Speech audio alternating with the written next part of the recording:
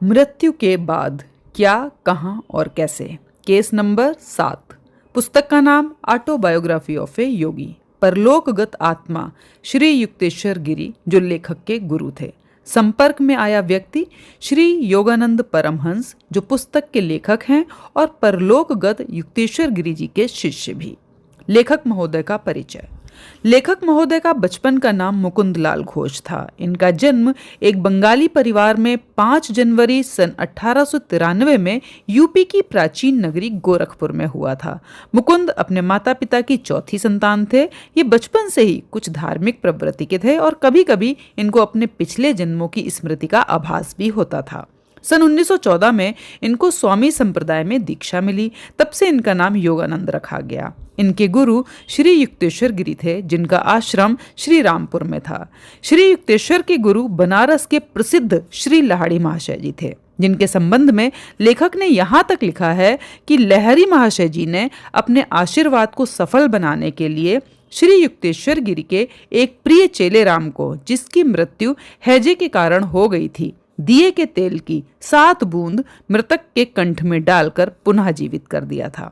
योगानंद जी ने 7 मार्च 1952 को अमेरिका में महासमाधि ली। 27 मार्च अर्थात 20 दिन बाद जब उनका शरीर कांसे के संदूक में समाधिस्थ किया गया, उस समय भी उनका शरीर पूरी ताजगी की अवस्था में पाया गया, जो एक बहुत ही अपूर्व और चमत्कारिक घटना थी।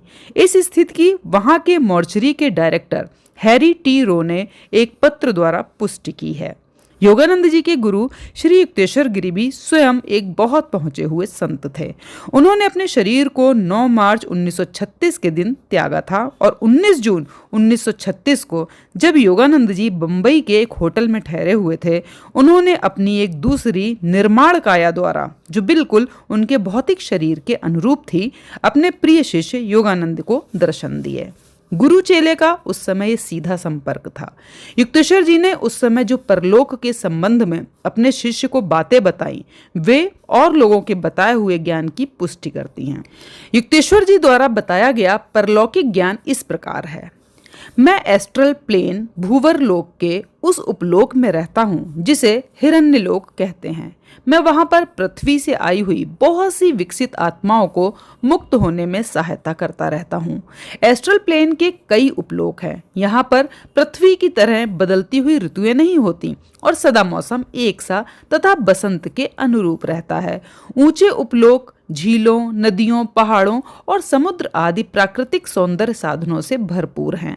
एस्ट्रलोक में विभिन्न प्रकार के लाखों प्राणी निवास करते हैं। उनमें बहुत से तो वे होते हैं जो पृथ्वी से इस लोक में आते हैं, परंतु उनके अतिरिक्त सैकड़ों प्रकार की परियां, मछलियां, पशु और उपदेवताओं का भी ये निवास स्थान है। ये सब अपने अपने कर्मानुसार इस लोक में जुटे रहते हैं। यहाँ पर अच्छी अच्छी आत्माएं बड़ी आसानी से एक जगह से दूसरी जगह पर आ जा सकती हैं, परंतु नीच और पतित आत्माएं बहुधा अपने अपने इलाकों में ही सीमित रहती हैं, क्योंकि कुत्सित वासनाएं उनको उन्नत प्रदेश में प्रवेश करने में बाधा उपस्थित करती हैं। पथभ्रष्ट और काली करतूतों वाली आत्माएं अपने साथ ऐसे घृणित विचारों के बम लिए फिरती हैं जिनके विस्फोट से युद्ध, दुराग्रह और संताप का वातावरण उत्पन्न होता रहता है। ये अवांछनीय व्यक्ति एक ऐसे वातावरण के प्राणी हैं जहां सदा एक प्रकार की उदासीनता, वेदना और भय का साम्राज्य रहता है। यही पारलौकिक नरक है। नीचे के इन 2 उपखंडों के अतिरिक्त ऊपर के जितने भी उपखंड हैं वे सब सुंदर और पूर्ण प्रकाश से आलोकित हैं। पृथ्वी पर ठोस को तरल और दूसरी वायव्य प्रकृति में परिवर्तित करने के लिए स्वाभाविक या रासायनिक पद्धति प्रयोग में आती है, परंतु एस्ट्रल लोक का ठोस पदार्थ तरल और वायव्य प्रकृति में केवल इच्छा या संकल्प से ही परिवर्तित होता रहता है। पृथ्वी पर समुद्र, पृथ्वी तल और आकाश में सदैव अशांति, संघर्ष और हत्याओं की कालिमा छाई रहती है, जहां शक्तिशाली सदा निर्बल का शोषण करता है, परंतु एस्ट्रल लोक में केवल सुख, शांति और बराबरी का साम्राज्य है। एस्ट्रल लोक के रहने वाले अपनी शक्ल सूरत को इच्छानुसार बदल सकते हैं और अमुक जगह से अदृश्य व अमुक स्थान पर प्रकट भी हो सकते हैं। यहाँ तक कि इस लोक के फूल और पशु भी कभी कभी मानवीय देह धारण करते देखे गए हैं। इस लोक के संपर्क व संचार व्यवस्था केवल टेलीपैथी से या दिव्य दर्शन से होती है। पृथ्वी पर मनुष्य अपने वक्तव्य व लिखित संदेश से गलत भी समझा जा सकता है, परंतु एस्ट्रल लोक में ना किसी को धोखा दिया जा सकता है और ना ही किसी को गलत समझा जा सकता है। यहाँ पर सब्जी और फल अपूर्व कांतिमय होते हैं और जल अमृत तुल्य होता है, जिन्हें यहाँ के रहने वाले खाते पीते हैं। परंतु ऊंचे उपलोक यानी कि हिरण्य लोक के रहने वाले खाने पीने की झंझटों से मुक्त हैं। एक एस्ट्रल लोक का निवासी न केवल अपने पिछले बल्कि उससे भी पहले जन्मों के माता पिता, पुत्र, स्त्री और पति तथा मित्रों से भी मिल सकते हैं। इस लोक का निवासी केवल बाहरी बनावट और भाव भंगिमा को देखकर अपने अंतर्ज्ञान इंट्यूशन के आधार पर अपने इष्ट मित्रों एवं संबंधियों को पहचान लेता है।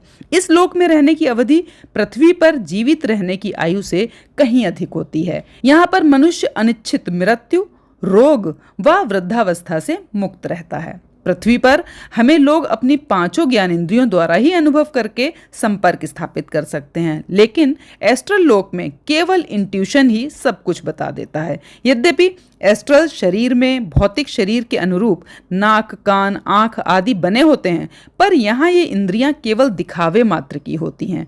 दूसरे शब्दों में हम वहां पर नाक, कान एवं त्वचा से भी देख और सुन सकते हैं। पृथ्वी पर मानव बहुत प्रकार की दुर्घटनाओं का शिकार हो सकता है। यहाँ पृथ्वी पर सांघातिक चोट व अंग भंग आए दिन होते रहते हैं, परंतु एस्ट्रल प्लेन पर शरीर का कोई हिस्सा क्षतिग्रस्त होने पर तुरंत ठीक और पूर्ण हो सकता है। यहाँ पर केवल संकल्प की ही आवश्यकता है। श्री युक्तेश्वर गिरी के उपर्युक्त वक्तव्य की समीक्षा। सबसे बड़ी बात इस संबंध में यह है कि युक्तेश्वर जी के मृत्यु के बाद एक योग साधना द्वारा निर्मित क्षणिक भौतिक सम शरीर यानी कि मेटेरियलाइज्ड टेम्पररी बॉडी द्वारा ये सब कुछ बताया था, जो सीधा और भ्रांतिहीन संपर्क था, जबकि अन्य लोगों के अनुभव व जानकारी स्वचालित लेखन क्रिया यानी कि ऑटोमेटिक राइटिंग के माध्यम से प्राप्त हुए थे। यह निर्विवाद तथ्य है कि बहुत से मृतक अधूरा व पूर्ण कुछ समय के लिए शरीर निर्माण materialisation of partial and complete physical body करते देखे गए हैं, जबकि श्री युक्तेश्वर जी तो स्वयं एक समर्थ योगी थे। उन्होंने पूर्ण निर्माण काया द्वारा अपने शिष्य को दर्शन दिए। युक्तेश्वर जी ने जिस हिरण्य लोक का जिक्र किया उससे उनका आशय कदाचित स्वर्ग लोक से है, क्योंकि वहां से उन्होंने अपने वक्तव्य में कैजुअल प्लेन पर पहुंचने का जिक्र किया है। कैजुअल प्लेन की स्थिति स्वर्ग लोक के ऊपर है, जिसे प्राचीन ग्रंथों में महर लोक की उपाधि दी गई है। उन्होंने हिरण्य लोक में अधिक समय तक रहने का भी हवाला दिया है, जो केवल स्वर्ग लोक में ही संभव है। पिछले भौतिक जीवन के संबंधी एस्ट्रल प्लेन पर मिलते हैं, इसको तो और भी कई लोगों ने बताया है, परंतु पिछले और भी जन्मों के संबंधी केवल स्वर्ग लोक में ही मिल सकते हैं।